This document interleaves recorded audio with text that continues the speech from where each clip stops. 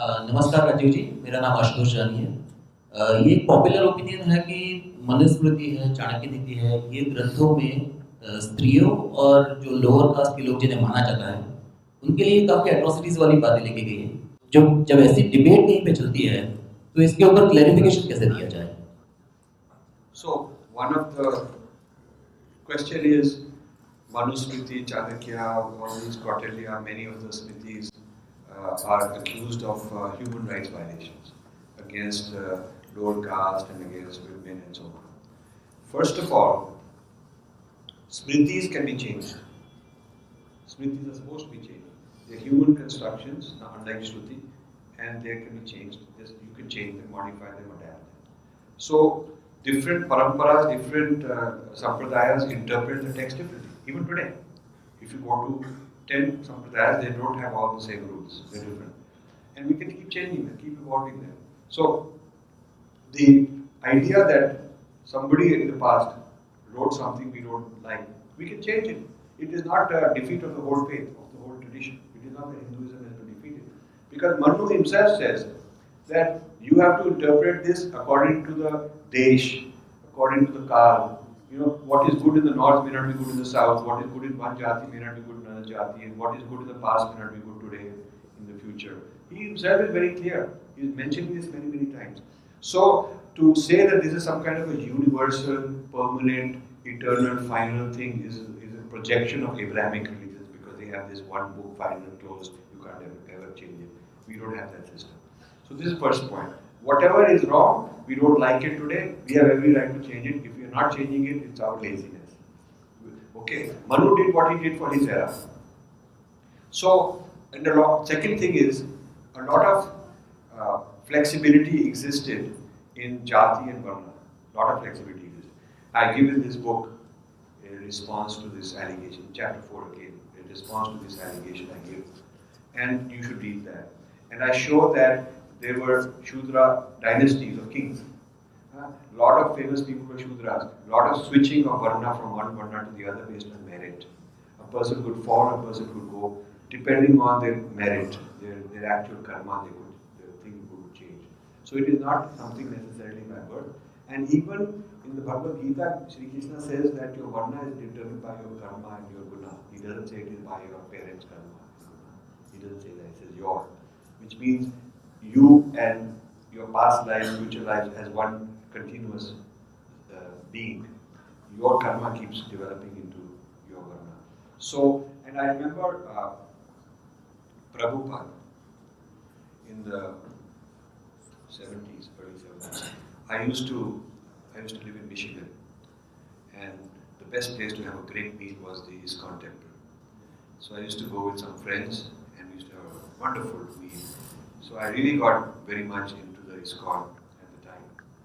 And so I got to know Prabhupada. He was such an amazing person. So somebody asked him, what do you think of caste?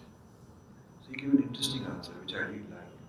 He said, in our ISKCON, everybody starts Shudra, and then they work their way up. So first, we give them kitchen work, cleaning work, gardening work, manual work. That's the first work. Because the person is not ready for it more. And if they can't handle it, they leave. Those who are very good, they mastered that. Then they go sell books, that is Vaishya. They go to the street and sell books, raising money. So ISKCON people used to be in airports, Hare Krishna, ding, ding, ding, ding, and raise money. Give here the book, please take it. Could I have some dollars? I thought they were doing really a lot of bhakti in there. So these are Vaishya, fundraising. Then some of them are leaders. So they may become in charge of something, political, in terms of like corporate governance. Team leaders, in charge of the cleaning crew, in charge of the kitchen crew, in charge of the partition department, in charge. So they're kind of leaders, like Kshatriyas. Very few would then rise to being the people who can interpret the whole theory and go and teach. So that would be the Brahmin. So he said, in my organization, it is entirely on merit and everybody start at the bottom and you work to whatever level you can. Nobody comes and immediately installed as a Brahmin who goes around giving lectures. I thought it's a very interesting answer. So you see, that parampara has its own view.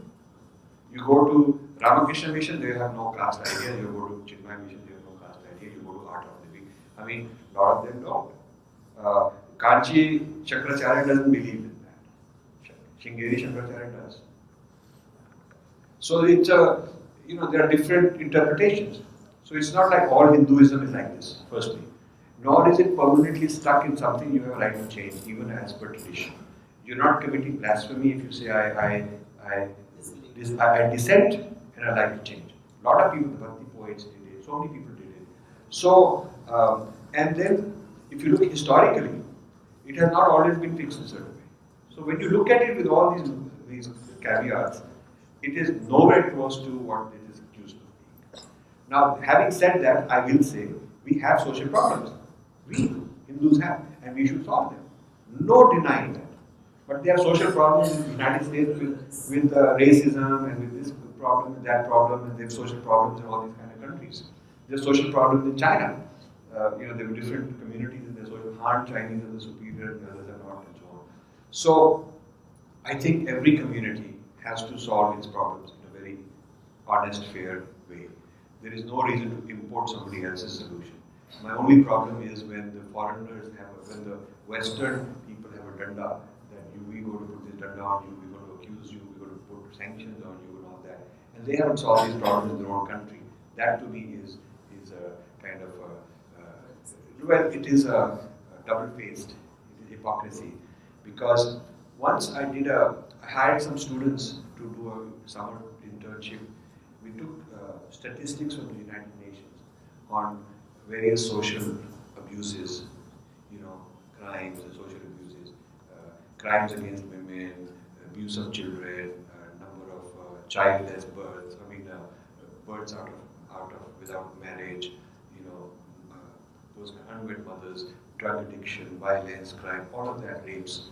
So we took all the statistics for different countries and we scaled them per billion population. Because you cannot say 100 crimes in India is equal to 100 crimes in a small country because the population is small.